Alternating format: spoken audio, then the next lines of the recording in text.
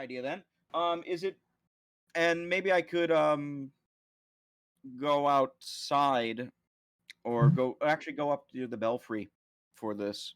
But can I climb down the belfry onto the roof to see if I could maybe, I guess, slip into the locked room where Lantern's room is?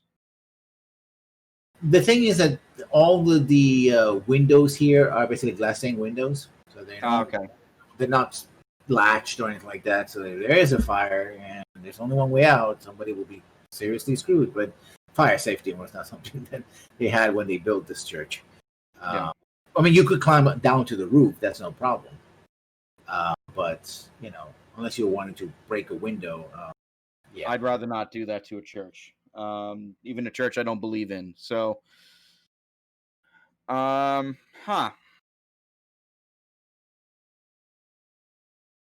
All right, I have no way of getting into that office, which is where I think our target goal would be, unless if I do something like that would be like vandalous. Oh, let me try this. Is there I guess with like the searching dice I probably wouldn't have seen. I guess there's like no keys or any like loose stones or anything like that that would like be holding like some hidden items or anything? No, but you notice that opposite the small closet, there's a place to hang keys. Ah, are there keys there? There are no keys, but there seems to be probably a place to hang them, right? So anybody who's going in and out will need to, put the keys there. Which means the young man has the keys probably. A good bet, yeah. Oh dear. I got to think for a second if you want to keep distracting him, Gregory. You're in the Of church. course. What exactly are you looking for? Are you looking for something very specific, Duncan? We wanted to get like copies of. I'm thinking at this point we want copies of the handwriting of this young man here. We still didn't get his name yet, but we want copies of his handwriting if we're going to forge a letter. But I'm also thinking maybe we can find information regarding our friend Brother Lantern in his quarters that he's kept here as well, like information that could give us an advantage in terms of effectively forging the letter. Okay. I mean, you have samples of his handwriting. I don't know if he has samples of young. Yeah, that's why I'm thinking maybe we can find some samples of it in there, and if not, we could just ask the young one to write his name down on something and see from there. Yeah, we'll try to convince him. So yeah, Griffin, you're distracting him. You're talking. He's just, Yeah, how often do sermons happen? Is there going to be one this week, this month? When can I come by? I don't know. The ladies of the village came by yesterday. They were pretty angry because we didn't have a service last week, which is very unusual. I should do something about it. I mean, I can't do anything about it. It's like he points to the ground. This is what I do. I mean, if I could do something about it, but I'm not ready to give any sermons. I mean, well, I mean, all you have to do is read. I mean, you can read already, right? Yeah, you're old enough. I know my letters and my numbers. Yes, sir. Well, come on. Let's take a look at the book. Yeah, I'm sure you could sermon to me at least. Let's see how you can do. I bet I have my fullest confidence in you as a young man reaching towards adulthood into a career of loudly proclaiming at people that you can do it. Well, so it's not a matter of if I can read. I don't have the. And he looks upward, like he's looking up to the skies, like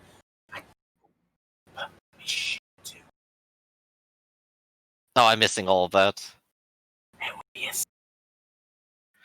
Oh, are you saying you're just not ordained enough? You're cutting out. Yes, sir. Then I happen to know someone, I think, who might be able to help you, who might make your dreams come true. He just stares at like, what? I think it's a wonderful plan, even. I think for all the help that you've given me today, it's the number one thing I can do. Which is, sir? Which is to get you ordained as a priest. No, the local bishop, sir. Well, I mean, I'm not, but I know a person who knows a person who could introduce you to somebody who can make it happen. Oh yeah, you have to convince him. He's more puzzled than anything else because he's like, that's not how it. How can that? Who are you? I mean, who are? He's like, huh? So Yeah, you I gotta don't break even through his. understand the rules. Yeah, you gotta break through his confusion. So roll me try to convince him. You have to do a what would be a persuasion check. Well, we don't have persuasion. I have presence, and I'm just literally trying. I'm literally trying to give him something. I'm not even asking for anything in return. We are so not the talkie party. I'm talking in a very specific way. Thank you. Yeah. Actually, oh gosh, that reminds me. I needed to get negotiation. I put leadership. Oh, damn it. But yeah, I think this is definitely Will. I'm trying to assert myself and say this is the plan for you. And I'm going to roll presence here, which is going to be an extra D8 and a D12. And I'm not sure there's anything else I can throw at that because I'm not pretending to be noble or have authority or even know what I'm talking about here. But I'm big and I'm loud and we'll get you ordained as a priest. 3 Wow. successes. This is what I'm built for, by the way. His eyes go wide. It's like, you can do that, sir? Yes, we can. You're a man, and you deserve a place of authority spreading the good word that I have heard just now. So how would you do that, sir? Not Well, that I come with me, and I'll slap him on the back, and I'll just go straight walk him back to town with me. I guess you do that. You sort of like, like, but I need to. Okay. Well, I need to close the door. He's about to close the door. So if anybody's still in the church, they're gonna stay inside. Oh, crap. I'll be fine. Don't worry about me. This actually works out quite well. Yeah. So he just like a big, he has a roll, like a ring of keys, and I was like, oh, that holds. Let's go, sir. Let's go. He's very excited about the prospect of just. So the three of you are walking away from the church, I assume, and I'm stuck inside? Yeah. Yes. Sorry. This was too good. Okay, my first inclination, honestly, is to take out the pistol and shoot the lock on the door again from last time, but I feel like that's a bad idea because then they'll know we were here. We'll hear it. Just use your claw and wiggle it around, and you'll get out eventually. All right, so I guess I'm going to attempt at least to try and pick the lock and open the door. I don't have sabotage, so this is going to be a very poor attempt. I'm going to tell you that right now. If I remember correctly, this would be... Jesus Christ, I don't even know what it would be. I've never done it before. I just know sabotage is involved. Okay, let me see. Skills. I think mind is involved in this. I'm not sure. Maybe craft. Speed, actually. Yeah. What's that? I think it would be speed in this case. Speed? Apologies. Oh dear. Yeah, all I got is speed, so I'm only if anything, I'm only gonna get one success on this. Mm-hmm. No, let's find out. I got a success, and I remember from my past when I was a ne'er-do-well before I was married. You know, I would be going through people's houses all the time, especially folks that are noble and a little bit on the richer side. They would always have locks, and I could never really get them right. But with some determination and a lot of luck, I would always find a way to finagle a lock. And this is my recall memory thing to try and get me an extra success. And did it go? Yeah, got a 6. All right. The second one, did that roll? Yeah, there it goes. It's a 4. That's 2 successes. Yeah, you managed to get like and open it, and it opens. It's not a very complicated lock, so. Oh, thank God. It's just 10 times the usual size. Yeah. Yeah, and it's a small room. There's a shelf with scrolls and books, and you go from there. So. Searching again? Yeah. actually, that's the wrong roll because technically I don't have to sneak anymore. But so it's only 2. It doesn't matter. Neither of those are the stats. So 2 successes. You're looking for what? Samples of writing from this young man?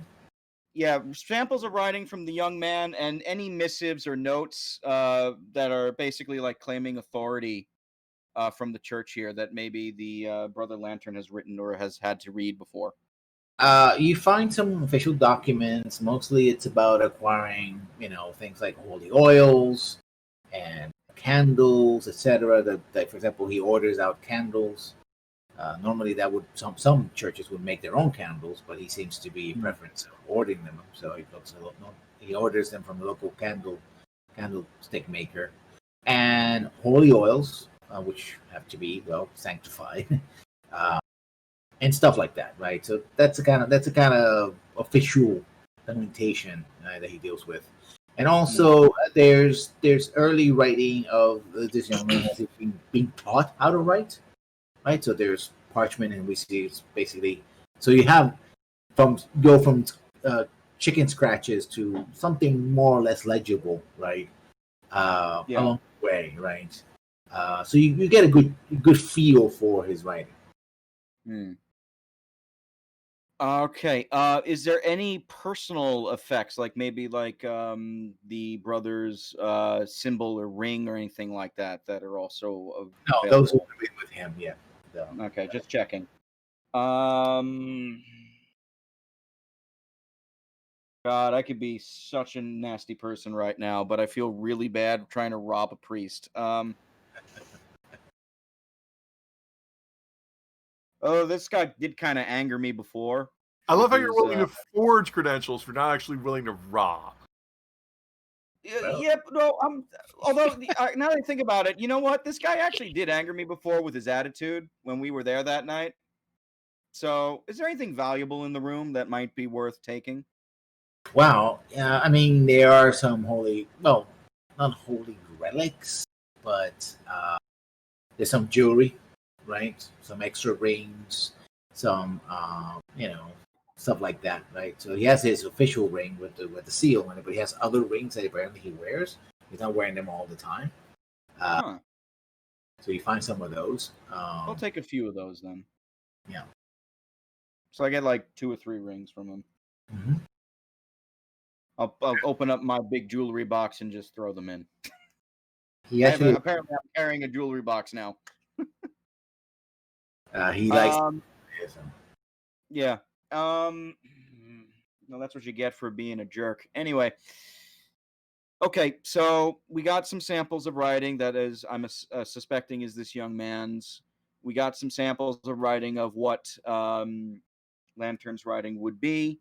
Official documents asking for things like candles, oils, things like that, which I guess they were ordered. Mm-hmm. And I took 3 rings for myself. I don't know if there's anything else that I really can find in here. So that's about it. I mean, he has clothing. There's his bed. So yeah. Well, I could sleep if I want, but that's kind of silly. Yeah, I don't need his clothing. I think we're good, unless we want to pretend to be a priest again, but we already did that before. So I'm going to close the door, climb up into the belfry, and climb out of the church. Okay, do a climb check. Oh, it's a good thing I know how to do this. And I'm also a fast climber. There you go. There'll be no problem for you. So this would be... you can road it. So don't worry. Oh, that's even better. That's easy then. Yeah. No, I'm not gonna have you. I mean, it's nobody's watching you, etc. Now, Gregory, what is it you're doing with this young man? Where are you dragging them to? Because I want to know what the heck's going on here. Well, I'm going back into town, and I think we'll go to the tavern. I'll have Harmon go and fetch Vesper, unless Vesper is just downstairs drinking, in which case I'll literally just walk up to him with the kid and go, I have found the chosen one. He is the one. He is a bright young lad who comes from the church up the road, and he needs your help because I believe in you is the vested power to make him an ordained priest. try and do my best, like One Punch Man face. Okay. You are the one to make this young man's dream come true. For his brother has fallen in his duties. And I know you, as a good friend, would certainly help this young child fill the role that has been left behind. So surely you can show him. Surely you can ordain him and then tell him of the ways of the world as best as you know, as an elder of his. I can't ordain people. I don't have that authority. Wink, wink, nudge, nudge. Do it anyway. I mean, but I suppose if needs must, I could assert the higher authority, as I'm a very important person. Yeah, so I'm clearly indicating to you that at least not with fake winks and nudges here. It's like, yeah, I need you to do this. He looks at you. Was like, brother, I thought that you would need I'm confused. Don't be confused. Everything is absolutely certain because Vesper can do everything. Well, I can do my best. Which, this is true. Admittedly, was pretty good. So what are you gonna do, Brett? Now you're presented with this young man in front of you, waiting for some kind of reward or elevation. He's an acolyte. He's just somebody in training. Why don't we pray? Okay.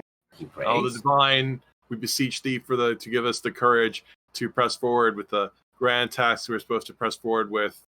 And I'm really not sure what Gregory wants me to say. I have to give Gregory a plaintive look. Ordain him to something. I don't know. I'll actually go ahead and while he's bowing his head to pray, I'll actually lean over, whisper into Vesper's ear, and kind of go, he's that priest's little brother. He hasn't been back to the church for a while and has abandoned his duties. Nephew, and not I brother. think he's our best hope of maybe displacing him. Okay. Well, it's time for you to accept the rise to power, my lad. We must overthrow the bad people and rise up with the good people. And who? What? Yes, but who are these people? I mean, what? What? I'm sorry, Give brother. him one of your rousing sermons. Show him how it's done, Vesper. What? This is what he should be doing here. Nonsense. We should just go seize the authority right now. Let us be to it. What? What authority are we talking about? What? I'm Gregory. Heed the words of our Lord Gregory. Uh-oh. Our Lord. And when you say our Lord, divinely inspired, my Lord. We are. We yearn to abide to your counsel. Everybody. Now, when you say Lord, everybody goes like rubbernecking, like. Oh, damn it! Why would you do this to me? Well, I guess I have to. Flip the tea. Tea is about to be spilt everywhere. Oh gosh, it's a mess. You didn't tell me your cover story. You could just make one up. You could just say Gregory. You just announced Lord, though. Do you want to take that back, or what? Well, who are you supposed to be that you're giving this guy all this advice? Oh, I'm just a following. I'm just a traveler coming through, and I heard the good word.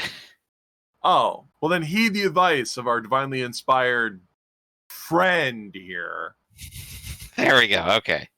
I mean, I'm also just passing through, but I can see the shining light that glows within your heart of hearts. You too can rise above this situation and be the pillar of faith that these people so need. Okay. But what? I mean, it's just that I was just back in the chapel, just cleaning the floor, and this person said that And now you can give them the sermons. You have been ordained. You have the authority. It's not what it takes to be ordained.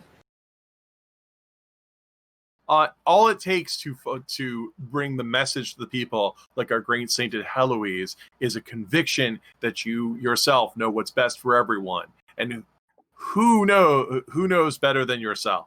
Haven't you ever looked out at other people and realized that they are baseless moon calves compared to your own wisdom? Well, I suppose that if nobody's giving the sermons, I guess I have to give them. Because Uncle's not. I mean, Brother Lantern is being, he's not. He's busy here. I saw him coming in. He was I could hear him snoring when we were coming in. So I guess he's too busy here. But I could go back and do the things. Well, I guess I have to prepare the sermon. That's all right. I'm here to help you prepare the sermon. We can work on it together, and I can assure you my abilities at oration are second to none. Hence why I travel from place to place, helping to speak to people. And I'm glad I have helped you find your voice, and I believe we can make your first sermon the best sermon that has ever been heard in this town. All right, then I'll go back to the chapel. Yes, let's go right now. We have to tell everyone. And he comes even slightly less confused that he came in, because he was expecting an ordination, but he wasn't ordained, but he was inspired to give a sermon, because now he apparently has the authority to give the sermon, even though he's not ordained. I am not a liar. I'm just a confidence man. No, this is a little confusing, and I love it, but at the same time, it's brilliant, because just by him giving the sermon, you might actually attract his uncle to actually go back without us even writing a letter. Exactly. Okay, let's say that you actually do that. You actually Now, one skill I do have is leadership.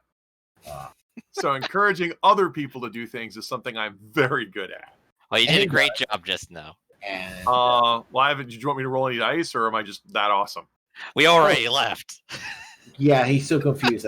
Don't even. No, don't. Wow. I assume you're going with them. So they already left. Why would I go with them? The drink is here. Do you come back and get me? I'm just saying. Duncan, you just shuffled later to hear all this, I'm sure. Yeah, it's like, I'll just stay here. You'll probably see me back on the way on the road back. And he's basically. Do I just wave? What do I do? I just walk back? I guess you see them coming back. You don't have to be shoulder to shoulder, brushing shoulders as you pass the road. Oh, there you are. You're exactly the person I need. I need you to tell everyone who needs to hear it that there is going to be a sermon of the utmost magnificence very soon. Give me a time. I'll make sure people go. I'll look at him. It's like, are you ready today? Well, it's kind of late. So. Maybe give them a few days. Maybe tomorrow. Yeah. We'll do it tomorrow then. Tomorrow at the afternoon, yes. Wonderful. We'll be ready by then, my boy. I have to finish cleaning up. So I'll do that. So you heard that here first, Duncan. He said it himself. He will have the sermon ready by tomorrow afternoon. Very well. And I do a curtsy bow to you. What is your names, young man? Phillips. Very well, Felix. Phillips. Oh, I'm sorry. Very well, Philip. Yes. Although Felix is a nice name, it's not my name. It is not too bad. Didn't name my son that though. Anyway, that I don't know why I randomly said that. Yeah. So, well met, Philip. I cannot wait to hear the words of the shining light of all creation uttered through your lips. And so he goes back. It takes a couple of hours, maybe next day, as he, the word comes. Actually, as he goes to the belfry and rings the bell to bring the congregation, word spreads out that he's doing this. And eventually, I don't know, Duncan is keeping an eye on the fat priest, the fat brother, someone comes and whispers at his ear. It's like, what? What did you say? And not that he comes up with a word that's not even the same tone that he had before. That he was like, and like, what? Huh? That's not possible. Huh? And he gets up and like, you, come away. That little prick is not going to overstep his bounds. I swear by you. I preserve his soul as I wring the life out of his body. And he leaves, and these couple of people, and people are like, what's going on? And you get a sort of tip of the hat for someone, right? And they just leave. It's going to take about an hour or so for him to get there, so it's going to be a while. Well, and the thing is, of course, it's going to be a mess. It's going to be a wonderful mess, and he's going to get, probably throttled, literally, But it's going to be glorious, but you're not going to see it. So the priest has been removed, at least I would say for the day or so, because he's so fat. He's not going to do the return until next day, at least. He's going to be tired. Adrenaline is going to get him there, but once the adrenaline passes, he's going to be. This gives us our opportunity, basically. And if he finds out that something was stolen from him, that's going to be even a bigger issue, and it's going to take a while. So I would say maybe between 20 to 72 hours. That's the window that you have. And it's okay.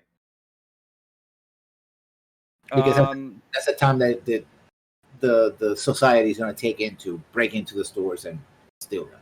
So you need to coordinate. Yeah. So I think, Gregory, our next step then will be to set up our distractions while the society does their thing. Absolutely. And then while the distraction is done, we can then move in and do what we came here to do. Exactly. Do we have enough time to do that today? Well, Theta is he's running the stream, and he's not here right now. So I guess we can do a couple of more minutes and see. We can set it up. We can leave it at there. Yeah, we're doing the setup and all that. We can probably also start the debrief if we want to as well. Yeah. So just give me an idea of exactly what you're thinking about doing. Let's set that up, and then we go to the debrief. Okay.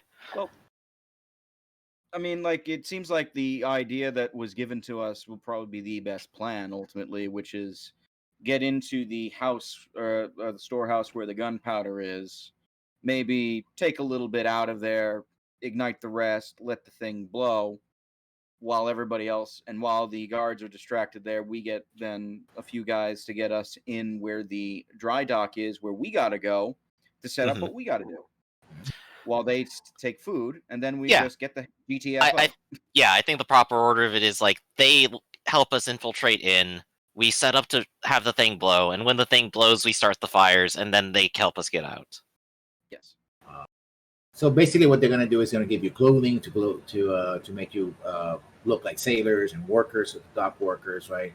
They'll have a couple of people that already are working the dock. So if somebody comes in, it's like, no, they're with us, whatever. They sort of bluff their way. Yeah, of course. Once you're in, especially when it comes to the storehouse, that's entirely up to you. But you can get into the shipyards itself and have access to the shipyards. Yeah, perfect. So that's as far as they can do. They're not going to risk trying to get their people and get you into the storehouse, because if anything happens, they'll get fingered, and that would be a bit too risky. Yeah. Okay. So we end up with the camera panning up as the shipyards sort of are going down to the bay area, and you're mingling with you're getting dressed and getting ready to go down to the shipyards and set up your plan, which will be next week. Big bang for a little buck, I suppose. So let's start the briefing, shall we? Okay. Well, this was interesting as a little scenario. We've definitely gone to curious places, which is hilarious. We are so bad at this; it's hilarious. We are. I'm thinking the opposite. I think it actually turned out well. To be honest with you, because this could have gone 3 different ways. This could have gone absolutely terrible. Yeah. We could also have done very, very terrible things too, and just sort of not cared as well. We could have just gone and murdered people. But the fact that I'm using a small child to draw attention away from ourselves is something I wasn't expecting, and we did it without having the child die. Well, I mean, they haven't killed him yet, so it's... I imagine the uncle right now is like, he's gotta wish he's be dead. Because they're terrible people. But yeah, this was definitely an intimidating scenario to try to set up. It's like, well, how are we going to get in? A frontal thing is not going to work in this, so we have to use all of our powers of subterfuge, which comes down to Harmon smashing things, me being very loud and starting fires, and Vesper being fire and brimstone. Well, to be honest, the one person that could have helped you quite a bit is not here with us. So I know. A little bit of panic reading, confusion, all that. That would have helped. Oh yeah, if Spencer is with us next time, it could go even more hilariously. He's going to be injured, but he can at least very quietly do things from behind the scenes and get away without anyone noticing him. So that should be perfect for him. So, Rafferty, what do you think? Go ahead. I'm just I'm approving of any plan that can get us out of here with the minimum of bloodshed. But it's very curious. I like that we're going in different loops, and I like that we're taxing our characters in different directions. And as like what I always say, I like the fact that I can understand at some level what's going on. I don't know everything everyone's doing, but I mean, it's a weird thing for me to say, but often when I'm in a fantasy game, because everything's magic and destiny and anything can happen, that I can't get invested in what's going on because I don't understand anything, and it happens because it happens. Whereas in a game like this, we know enough about what's going on that we can respond to it and manipulate it, and that's what keeps me engaged. That we can do that sort of like level of investiture. If so, I'm enjoying that part of it. Okay. So let me see.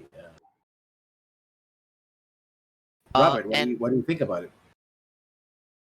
I mean, first I feel a little bad because I feel like I was dominating a lot of the session, and I never want to be that person.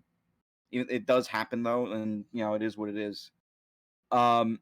This is the point where your character skills are front and center because they're the absolute most essential ones. But whereas like in other ones, it's like I have to do it because I'm the one doing all of the political side chatter, and if I stop talking, there's no game. Yeah, but at the same time, though, it was like a tailor-made scenario for that. So I was just trying to leverage every trick I had just to make sure that we were A, not caught in any form, and B, that we can get the information and the stuff we need to maybe, get out there and actually put a plan into motion. The fact that our friends in the society here, the Society of Plenty, are back, because I already spoke to them before, like the first session I played with you guys. That's already got the wheels in my head turning as to what is their ultimate angle here. Are they really just looking for the people? Are they trying to do other things? It could go like many different ways, but right now it's kind of like a enemy of my enemy is my friend type of situation, probably at least from the perspective of maybe Vesper and Gregory, more so than Duncan, because Duncan, has more camaraderie with the common folk than with, nobility and clergy. Mm-hmm. So it's just been an interesting scenario. I'm just literally doing the thing that I specialized the character to do, and I still got a couple more gifts and tricks up my sleeve that I got to get to specialize it even further. Mm-hmm. So I'm just filling the role where necessary at this point, and that's working out for me. The goal, especially with this session, was to sort of move in the whole war storyline along, right? We had a lot of preamble before you actually played. Oh, this is going to happen. This is going to happen. It finally happened. And I'm trying to do stories that both hopefully can challenge you and the party can actually be involved in.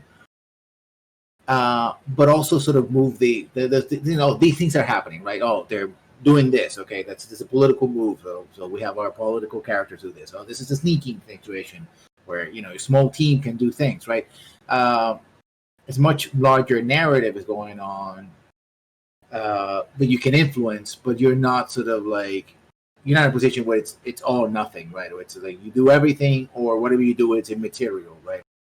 You sort of going through the motions. Like that kind of thing happens in fantasy games. It's like when you play an MMO and then you play a fantasy game after playing a fantasy game, you get that idea that literally I was playing like the Old Republic, and I remember one thing about so weird about playing MMOs of that style is that as you're walking, literally the mob that you're going to fight is right there, right? And then there's another group over there, and there's another group, and that kind of like treat many fantasy games like, oh, you kill these goblins, and then you know that there's other goblins that were going to pop up because if you make another party, they'll fight other goblins, and then so there's always goblins, there's always dragons, there's always this, right? There's no real change because if you change too much, the whole illusion of an adventure-based world for the adventurers breaks down. So there's always going to be a new mob, right? It's all about getting those experience points and going forward. And I want to have something that reflects the fact that there is a storyline moving forward, and things are not static, and that you have a part in it. Yeah, and few people instinctively go for the goblins' political structure and trying to game it into their advantage. Everyone's just like, yeah, murder them. So it's fun to actually go along and try to play along with people and see their roles. The risk of actually doing that is that maybe you turn the goblins into being from chaotic evil to maybe neutral evil or something. And then all of a sudden they're like, oh, wait a minute, maybe we can have peace with the goblins, right? And that can be a significant change to a campaign. And most people in those scenarios, it's like, well, then are the goblins not evil anymore? Which means, well, we have to just fight orcs now? I mean, it's that kind of there's a specific rigid structure to games of fantasy that at least by concentrating on the political stuff and the war storyline, not only allows for, but encourages actual change, like things that change. There was peace, and that peace has collapsed, and now we're in a civil war. And you guys are participating in it, and then other things are going to happen, and there's things in the background, so it feels like Raphael said, it's a hopefully a living world. I mean, Ted is not here, and really, he wasn't really in a fight.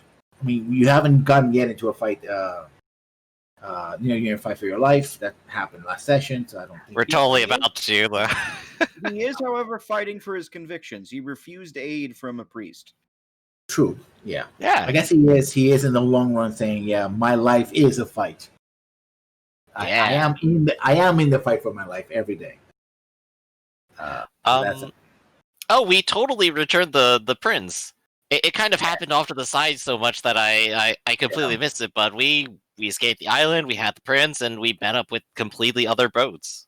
Yeah. Originally, just aside, especially for that was meant for you to go all the way back to Cair Colwyn with the prince and do that. But other things sort of. Yeah, that's perfectly fine. It just slipped my mind because it just happened so quickly, or it didn't get announced. It was just assumed to have happened, which that's fine. We're moving along to the new scene. I don't think we would have left the prince at Montague's at all. So yeah, exactly. And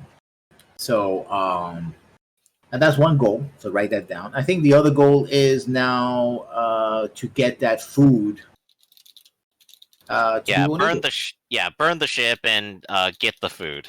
Yeah. So those are. You could also add in remove the priests, because that was like an explicit thing told to us, or you could just say that's part of the getting the food.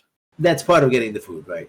That's part of the operation. That's something that you were asked to do in order to expedite the thing. Yeah.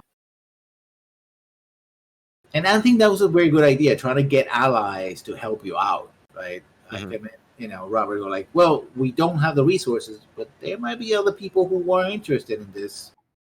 Let's see if we can find them and see if they're interested in that, right? Yeah, it's exactly the sort of opportunity we needed to open up. Yeah, he did pick up on always other resources, always other people. Yeah.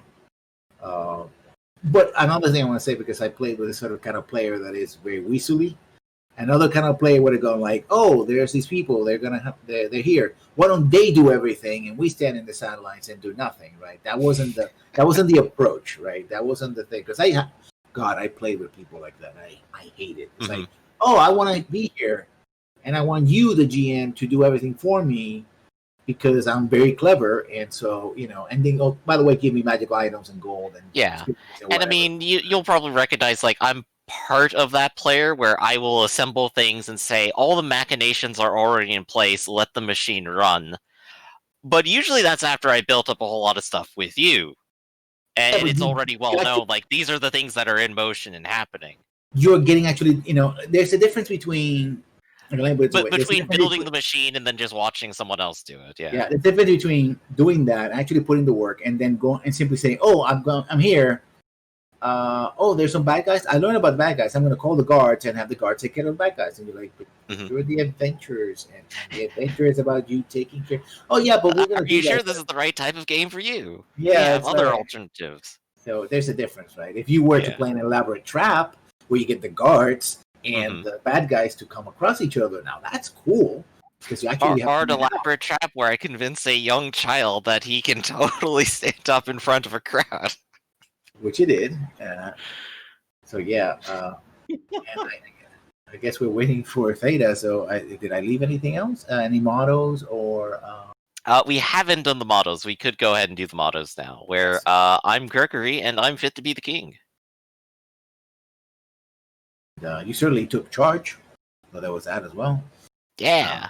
I think our brother Vesper certainly got into his soapbox, and I even did the name drop. Yep. Yeah. And my shoulders hurt from that still. Yeah.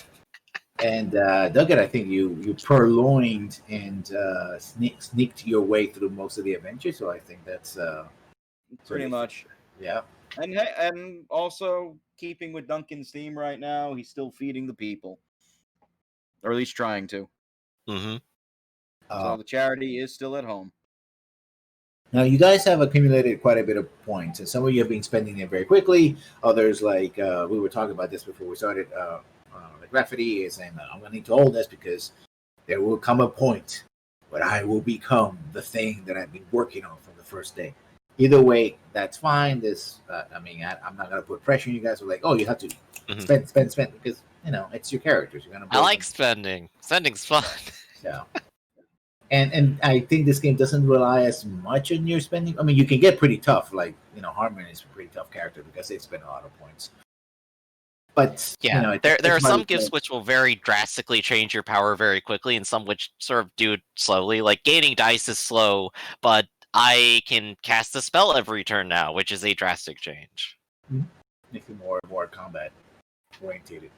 So, wow. I guess you guys want to talk about anything else about the how about the gift?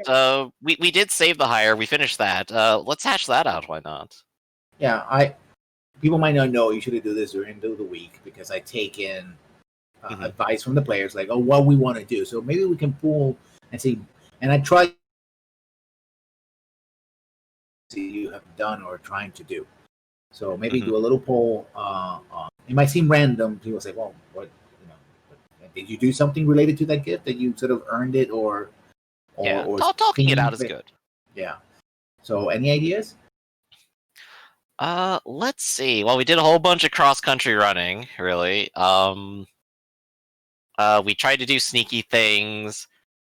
We tried to talk to a couple of people, but otherwise we just kind of tried to get in and out as quickly as possible. What is there actually like a running or stealth feat here that would be very appropriate? Well, we could also just go the standard route of an insider with the young prince. And that's also true. Yeah, that could be good. Yeah, minor rewards like that are pretty good. Mm-hmm. Or I always encourage gifts that would be stuff that you would think that the players would buy, but they never do because it's too expensive. Like, no player's going to blow 10 points on Insider with some local yokel. They're going to buy more killing power. So you as the GM can give those gifts to us, and we can choose if we want to keep them or not. In that case, and more relevant to this adventure, I would say Insider with the I forgot the Society of Plenty. Oh, because you're getting in there. Well, that's what we're going to get from this one when we complete it, right? Yeah. But this one, yeah. So you get Insider with the prince, for saving their lives, and that's the gift. Then if you make it next week, with this one for this week, next week will be Insider with the Society of the Plenty. Right. What's the prince's name again? I don't think I gave him a name. It's time to give the young prince a name. Yeah, Prince X's court, I'm going to say. Prince Edward II. No, his name is Xavier with an X. Xavier. Yeah. All right. Oh, cognoscenti confirmed then. Oh dear. All right. I might actually keep that one because it might be semi-relevant. But I'll probably end up selling back the Society of the Plenty because I'm not a thief. See, it's funny because I can see a lot of potential of keeping an insider with the prince. Oh gosh, yeah. But this is something that Duncan would not use. So, do I want to power game it, or do I want to play the character? And I'm probably going to play the character and sell it back. So, yeah, very much consider. Are you ever going to try talking to this person again? I'll be honest with you. I thought that we weren't going to try. I thought we were not going to be able to get out of the siege at all, and we might have to fight. And I was thinking about maybe I should teach the prince how to shoot a bow. Prince, have you ever held a gun?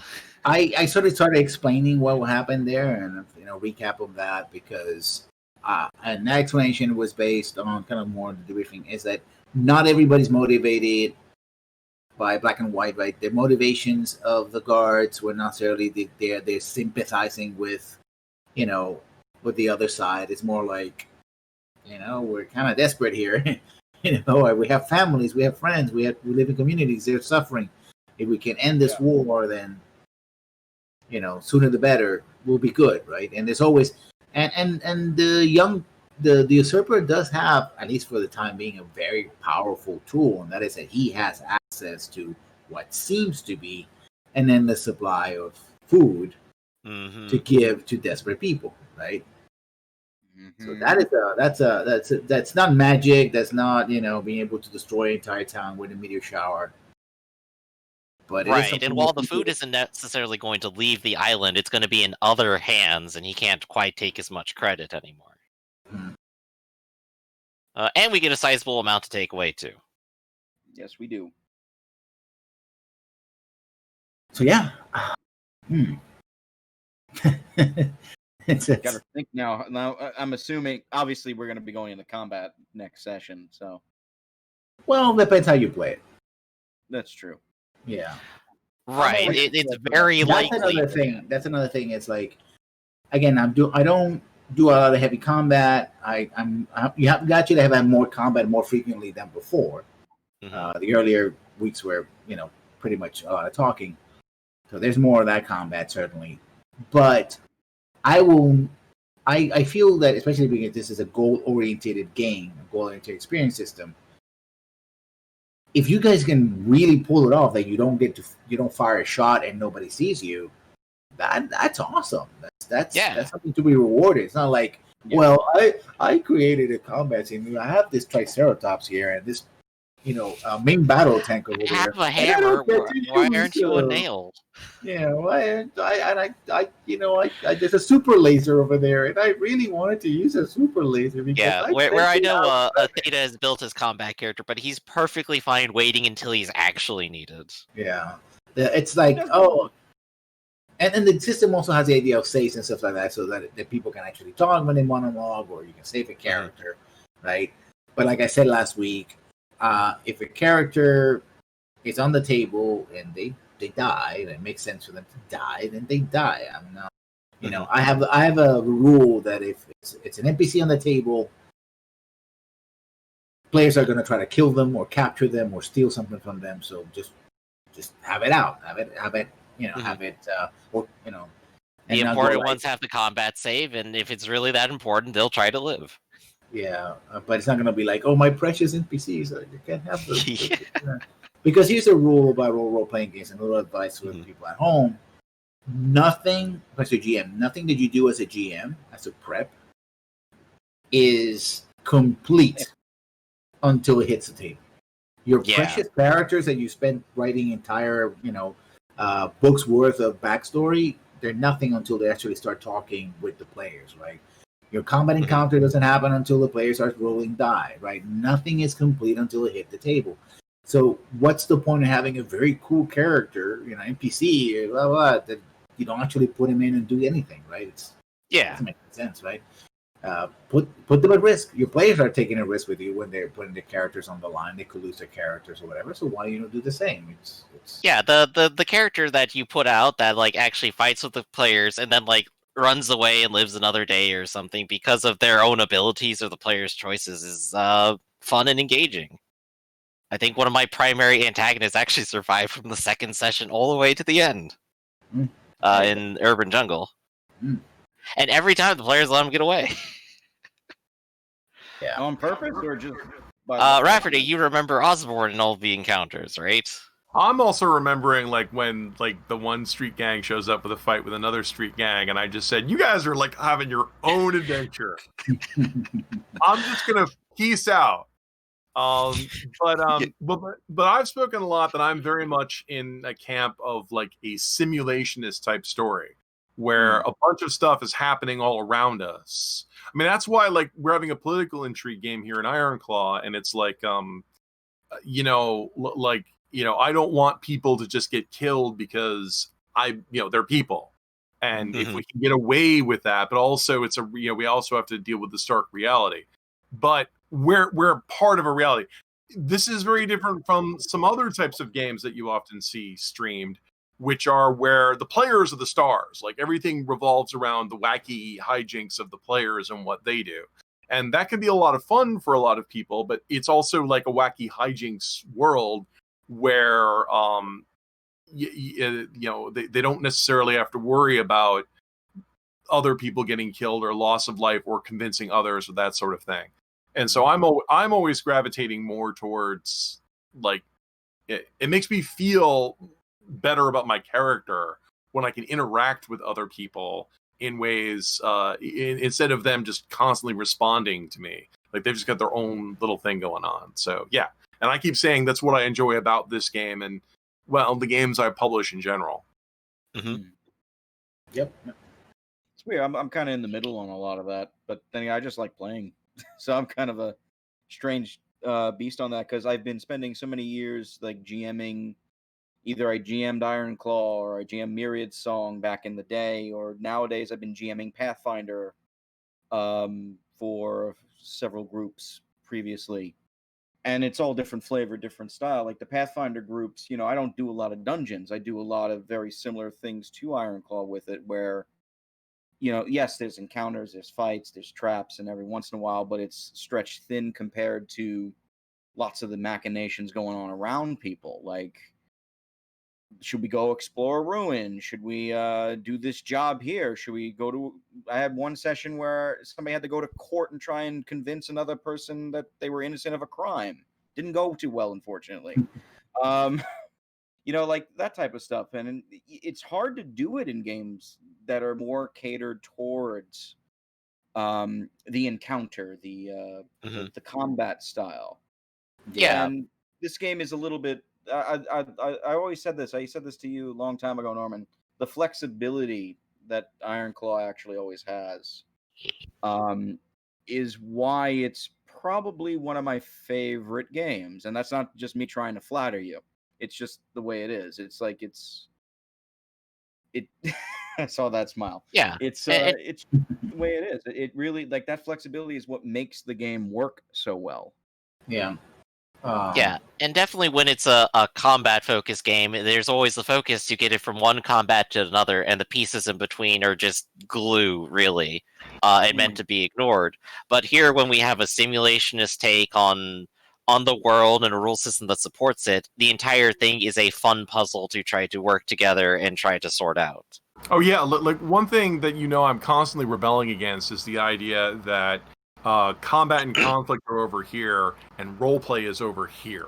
Like the idea that you show up with a bag of powers of you're some kind of fighter or a Malkavian or something like that, and they give you all this involved stuff, potence, celerity, 3 attacks per turn, all that kind of stuff. And then over here are the actual social interactions that you do with other people, and they're so divorced from one another that they like just barely touch. And you're starting to see a lot more games that are rebelling against that, where what you define as your character should help. We're all defined by our jobs. Like we are knights or burglars or priests, and that gives us specific bonuses to do things related to that. So they work hand in hand with that. And so, and the fact that we can build on top of that, you can also, because it's a point-based game, you can buy things to deal with that. But that's also why I was encouraging our GM to say, you should be giving us gifts related to our experiences. We should be getting local, like Insider with the Stanfords, or, Cognoscente, the people that we just interacted with. So we can that way, because we actually worked with someone, we get a mechanical bonus that if we want to influence them later, we can actually use that on them. So that way they're not abstract. The formal and the informal are working together. And so I know we're kind of biased because we all show up because it's the kind of game that we like. Mm-hmm. But I've been running the games for outsiders, people who haven't had experience with this, and Gen Con's coming up next weekend, so I'll be running it again for some outsider people. And that's really the thing I love to see resonate with people, the idea that they made a concept and then the game empowered them to act on that concept. You could do a whole talk on that if you wanted to. Yeah. That'd be an interesting panel discussion, maybe. Well, no, I mean a panel discussion about game concepts and how it can relate together. Mm-hmm. If only I knew somebody who worked for some sort of gaming news outlet or something like that. Oh, man, yeah. I see what you did there. My problem is conflict of interest. I don't know if I would be the one interviewing. Okay, fine. I'll get a rant Sona and compose a 30-minute video where I speak in a monotone. No, I'll just let them know, and then they'll pick somebody to interview you. Anyway. All right. I hope you guys had fun. Sure did. Yeah.